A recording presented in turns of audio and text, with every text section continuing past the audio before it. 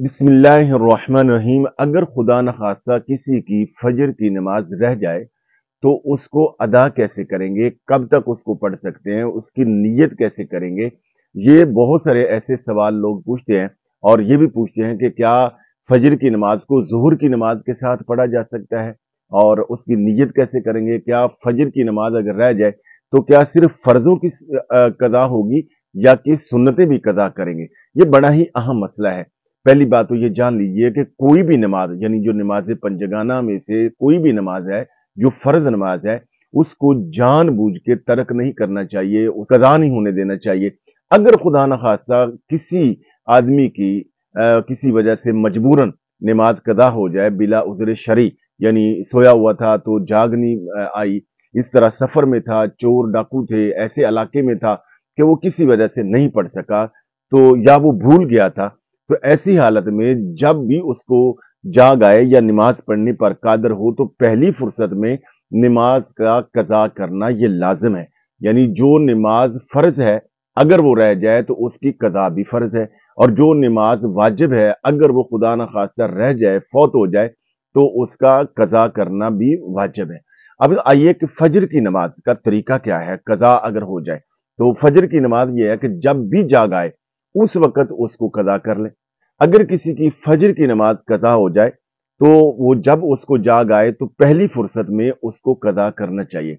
देखिए, तीन मकरू औकात हैं कि जिनमें हम किसी किस्म की नमाज नहीं पढ़ सकते। यानी फजर के बाद या भी जो सूरज का तुलू होने का टाइम है, सूरज तुलू होने से लेकर 20 मिनट का ये जो टाइम है, इसमें इस तरह जो जवाल का टाइम है दोपहर को, जिसे दहवा कुबरा कहते हैं, उस वक्त, और इसी वक्त असर, इसी तरह असर के बाद जब गुरूब आफ्ताब के करीब का जो टाइम है 15-20 मिनट, उस वक्त भी किसी किस्म की नमाज नहीं पढ़ सकते। इसके अलावा आप जब भी चाहें कज़ा नमाज जो है वो पढ़ सकते हैं। और फजर की नमाज जो कज़ा हो जाए तो अगर उस दिन आपने ज़ोहर से पहले पहले नहीं पढ़ी तो आप ज़ोहर की नमाज का टाइम देखें कि अगर जमात का टाइम अभी बाकी है तो पहले आप अपनी ज़ोहर की नमाज पढ़ लें। अगर टाइम थोड़ा है तो पहले जमात के साथ ज़ोहर की नमाज पढ़ लें और बाद में आप अपनी फजर की जो है वो कदा कर लें। मगर बेहतर और अफजल यह है कि फजर की नमाज अगर रह गई है तो जब बेदार हों और मकरू टाइम के अलावा, यानी सुबह उधर इशराक का टाइम शुरू हो गया और अभी जवाल का टाइम अभी शुरू नहीं हुआ, तो उसी वक्त ही अदा कर लें। और इसमें उलमा हमें बताते हैं कि अगर आप उसी दिन की फजर की कज़ा नमाज अगर जवाल से पहले पहले पढ़ेंगे तो उस वक्त आप सुन्नतें भी कज़ा करेंगे, यानी 2 रकात नमाज सुन्नत भी और 2 रकात जो फर्ज हैं वो भी आप पढ़ेंगे।